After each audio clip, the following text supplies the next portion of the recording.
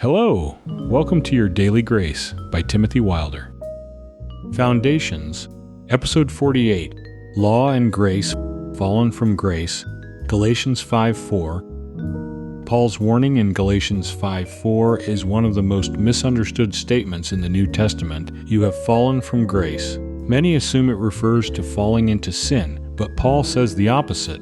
In context, falling from grace happens when someone turns from Christ's finished work and returns to law as the basis of their standing with God. It is not falling into immorality, it is falling into self-effort. It is not slipping into weakness, it is slipping into self-righteousness.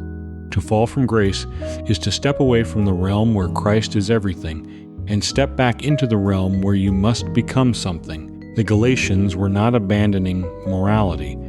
They were abandoning dependence on Christ. They were adding law to grace, mixing human effort with divine gift. Paul tells them plainly that the moment they look to the law for righteousness, Christ will profit you nothing. Galatians 5:2.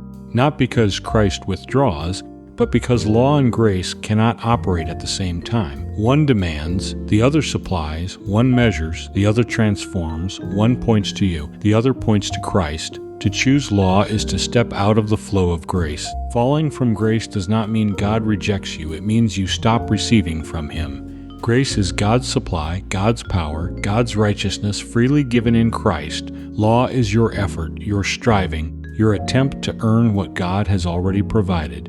When you shift from trusting Christ to trusting yourself, you fall from the place where grace operates. You move from rest to striving, from confidence to insecurity, from Christ's obedience to your own. Paul's warning is not meant to condemn but to protect. He is calling believers back to the simplicity of Christ, back to the freedom of grace, back to the truth that righteousness is a gift, not a goal. Grace does not need your help. Grace needs your trust.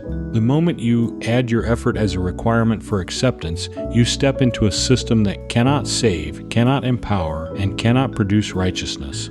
To fall from grace is to fall into self-effort. To stand in grace is to stand in Christ. And when you stand in Christ, you stand secure, supplied, and free.